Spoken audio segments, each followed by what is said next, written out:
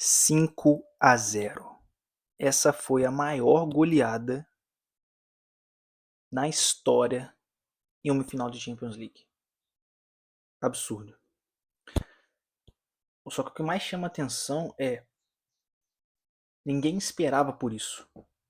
Era um jogo em que toda a expectativa em torno da partida era de ser um jogo muito equilibrado, um PSG muito forte ofensivamente e a Inter de Milão um time muito forte defensivamente, que sofria poucos gols. Até a semifinal contra o Barcelona só tinha sofrido 3, tomou vários gols do Barcelona, claro, mas mesmo assim fez um jogo duríssimo contra o Barcelona, e mesmo tomando gols, ia lá e fez mais do que o Barcelona, não à toa foi para a final. Então fica a questão, como que o PSG conseguiu ser tão superior? Como que ele humilhou, massacrou a Inter de Milão na final da Champions League? Se a gente for ver os gols do PSG, a gente vai ver que a maior parte desses gols são gols em velocidade, atacando o espaço em profundidade nas costas da linha defensiva da Inter de Milão. Só que, se a gente olhar esse frame do jogo, que aconteceu bastante, a gente vai ver que o PSG tem muitos jogadores na base da jogada, próximo da portada da bola, por fora do bloco do Inter de Milão, mas nenhum jogador em cima da última linha, pesando, dando peso, incomodando a última linha. Como então uma equipe consegue machucar tanto a última linha do adversário, fazer tantos gols de maneira vertical, atacando a profundidade, se não tem ninguém dando profundidade, né, pesando a última linha naquela região marcada em verde? Essa é a grande questão. Mas aí que tá, esse esvaziamento da profundidade, a ausência de jogadores em cima da última linha da Inter de Milão, foi intencional. O PSG fazia isso para tirar a referência dos zagueiros, dificultava, gerava dúvida nos zagueiros da Inter de Milão. Porque como a Inter é uma equipe que marca por zona, os defesas, cada jogador tem que ocupar o seu espaço dentro da estrutura. No caso da Inter de Milão, defende com 5-3-2, ou o bloco defensivo. Quando você tira os jogadores que em tese seriam os jogadores que jogariam na região dos zagueiros para fora do bloco, os zagueiros passam a ter uma dúvida. Será que eu saio para fazer a perseguição e impedir que esse cara receba livre, ou eu fico na linha de 5 defendendo os passos costas? Era isso que o PSG queria, gerar essa dúvida. E a partir disso surgem dois cenários. E o primeiro cenário que se desenhava era justamente o Dembélé, os atacantes, principalmente o Dembélé, conseguindo receber de frente, né? Porque ele descia, saía da cola dos zagueiros, e se os zagueiros não acompanhassem, ele conseguia receber nessa zona aqui, como a gente pode ver. Deixa eu só pegar meu cursor. Numa zona com muito mais tempo e espaço, porque o zagueiro não fazia perseguição. Então, com isso, ele conseguia ter tempo e espaço suficiente para dominar e encarar a última linha de frente, conseguindo encontrar passes, atacar a última linha, agredir e, a partir disso, criar oportunidade de gol. Como nesse lance, a finalização do Fabian Ruiz. Ou, por exemplo, nesse lance, a recepção numa zona mais baixa, né? Vencendo um bloco alto da Inter de Milão, você vê que ele recebe já bem distante do zagueiro. O zagueiro se preocupa em defender as costas, ao invés de sair para caçar o Dembélé, então ele consegue receber com muito tempo e espaço, encarar de frente e aí fazer o passe que gera uma situação ali de finalização, de perigo. O segundo cenário que poderia ocorrer era quando o zagueiro subia. Percebe como o Dembélé já está baixando aqui, o Bastoni, o zagueiro, vai fazer o salto, a gente pode ver aqui, ó, esse aqui, o zagueiro esquerdo já fazendo o salto para diminuir a distância para o Dembélé, que sai da profundidade.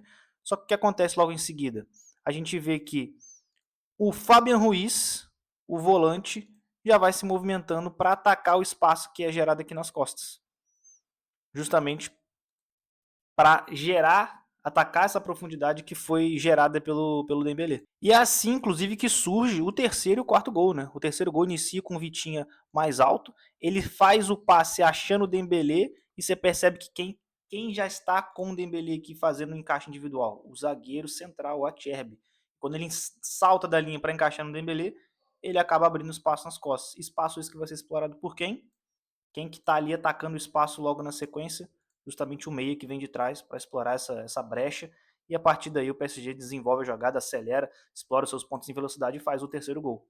E o quarto gol logo em seguida não é diferente, uma saída de bola de trás, a Inter se expondo, subindo a linha, o Dembélé desce, a gente vê aquele descendo e de novo, mesma situação, o Acerbi saindo da linha para encaixar no Dembélé.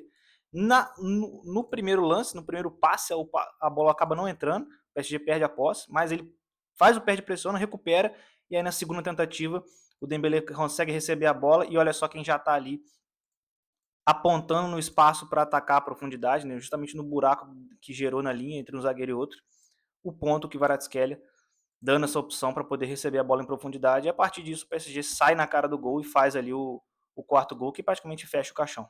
Essa foi a forma então como o PSG conseguiu superar a boa defesa da Inter de Milão. Obviamente que a Inter fez um jogo abaixo, não jogou tudo o que poderia, teve uma performance aquém daquilo que era esperado, mas mesmo assim a estratégia tática do PSG foi muito boa, né? De tirar a função, de gerar dúvida no zagueiro para gerar espaço para quem vem de trás, de jogar sem profundidade no início dos lances para poder atrair, gerar dúvida no zagueiro e abrir espaço para a ruptura que vem de trás. A partir disso o PSG conseguiu a boa parte dos seus gols. Mas aí você pode falar, pô André, mas isso aí foi só no aspecto ofensivo. E no defensivo do PSG?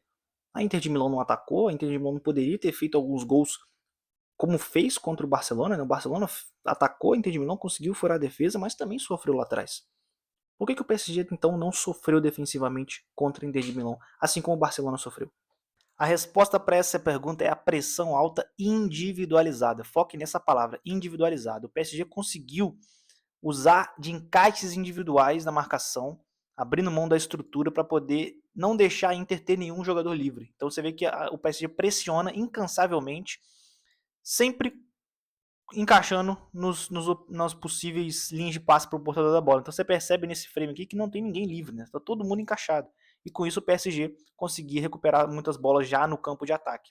Esse lance aqui logo após a saída de bola do primeiro gol, né? A gente pode ver muito claro como que o PSG conseguia encaixar individual, né? Você vê os três meias do PSG encaixando no tripé de meio-campista da Inter de Milão e os três atacantes, né, o Dembélé mais os dois pontas, encaixando no trio de zagueiros. E aí você vê o Di Marco aqui, o ala esquerdo da Inter, aparentemente com o homem livre, mas logo na sequência a gente já pode perceber que o lateral do PSG, o Hakimi, está subindo para pressionar ele, para fazer o encaixe individual também. E as perseguições continuavam. Então, enquanto a Inter ia rodando a bola, o PSG ia mantendo os encaixes, perseguindo, pressionando, dificultando o jogo e forçando muitas vezes essa bola longa.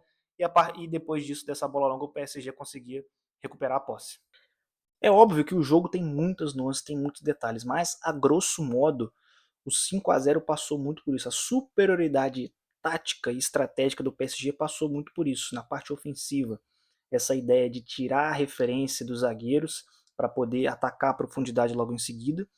E na parte defensiva, uma pressão alta muito agressiva, muito forte o tempo inteiro, os 90 minutos, e de maneira individualizada, para não deixar a Inter conseguir se desmarcar, porque a Inter consegue gerar vantagem a partir disso, com trocas de posição. Quando o PSG encaixa individual, ele não consegue desmarcar, porque o cara tá fazendo, os jogadores do PSG estão fazendo perseguições.